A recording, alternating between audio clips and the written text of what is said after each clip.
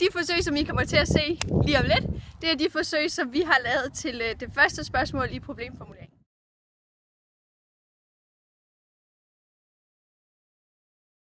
I bilag 3-forsøget, der skal man bruge en kasse, noget plastik til at proppe ud over kassen, sand og nogle isterninger. Her der er vi jo bare ude på legepladsen for at finde noget sand, som vi kan putte ned i vores kasse, som er fodret med noget plastik. Og her hælder vi det op i kassen, som skal være mindst 4 cm dybt. Så putter vi vores isterninger ned i kassen, og isterningen er der, hvor søen skal opstå. Der står i opskriften på, hvordan man laver sin egen søer, at der skal sand oven på isterningerne, for så når de smelter, så kan man så se der, hvor hullerne er, at det er der, som søerne er. Så her der har vi proppet sand ovenpå. Vi valgte at stille vores søer ind i et mørkt rum natten over. Nu har vores sø stået et døgn inde i et mørkt rum, så nu vil vi se, hvordan det har udviklet sig. Nu står vi her dagen efter, og vi har fundet vores kasse. Vi kan se, at der er kommet små fordybninger i sandet, der hvor isterningerne har ligget. Blandt andet så er der kommet et stort hul her, hvor de store isterninger har været. Så den måde, vi altså konstaterer, at søer er opstået på, det er, at søerne er simpelthen blevet lavet af isen, da det blev smeltet, så er der opstået små fordybninger, som er blevet til søer. Nu er vi så i gang med vores andet forsøg, og det er, hvordan vi selv laver en sø. Og så nu skal vi op i den skov, der ligger heroppe, og grave et hul og putte den der kasse vand ned i hullet.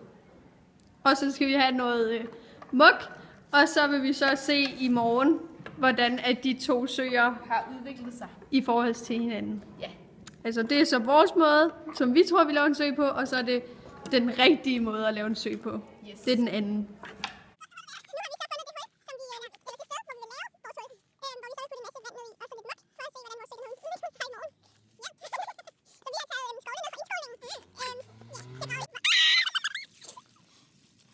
Og ja, nu har vi været på meget lang jagt efter at finde noget muk, og det er endelig lykkedes os. Her er det. Ja, så det putter vi bare, det strøger vi lige sådan lidt ned i. Og så gør vi lige sådan der. Og så har vi en rigtig fin mose. Ja, og så regner vi egentlig bare med, at det bliver til en sø i morgen. Altså det er egentlig ikke, fordi vi regner med det. Men, det var den måde, som vi i hvert fald ville forestille os, man lavede en sø på. Og jeg har lige en god nyhed, ikke? Før der var den sådan dyb, nu er den sådan dyb. Og ja, vi har egentlig allerede en teori om, hvordan at den her sø, den ender. Så vores teori er, at når i morgen, når vi kommer og kigger på det, så er vandet, det er blevet sunket ned i jorden, og så er der ikke nogen sø tilbage. Så det var egentlig overhovedet ikke noget, vi regnede med ville virke. Men vi synes, det var meget godt at have med for lige at sådan, se forsøgene i forhold til hinanden. Nu er vi på vej hen og se, hvordan at vores sø, som vi troede, man ville lave en sø på, hvordan den har udviklet sig over natten. Nu står vi så her dagen efter med vores måde at lave en sø på. Og det, som vi kan konkludere, det er, at vores måde at lave en sø på, det i hvert fald overhovedet ikke virker. Fordi at det eneste, du kan se, det egentlig er, at vandet det er sunket ned i jorden, og så ligger der det mos, som vi lagde ovenpå. Det ligger sådan og flyder ovenpå.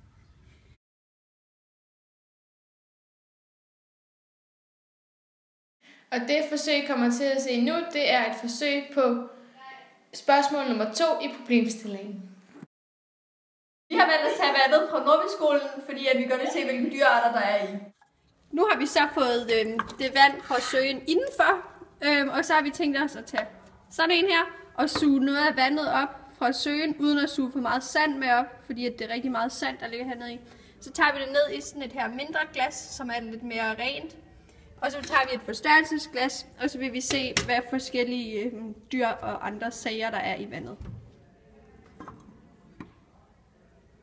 Så kommer vandet så ned i, og så hvis man putter det her låg ovenpå, så bliver det også forstørret, hvor der er et forstørrelsesglas lige her. Så tager vi ovenpå, og så vil vi lige undersøge det, og så vender vi tilbage med, hvilke dyr der er nede i. Og vores konklusion med det her forsøg, det er, at vores sø på Nordbyskolen, den er meget uddød af dyr.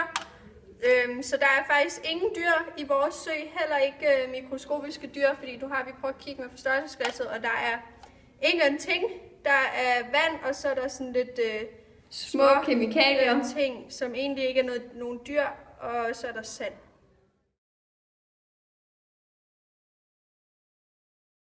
I det sidste spørgsmål i problemstillingen har vi valgt at ikke at lave et forsøg, men bare at forklare. Søens iltindhold bliver påvirket sådan, at om natten er det bakterier, som bruger ilten. Derfor er der mindre ilt i vand om natten. Når det blæser, så kommer der nyt ilt i det øverste vand, der ligger i en sø, og på den måde opstår der nyt ilt, hver gang det blæser.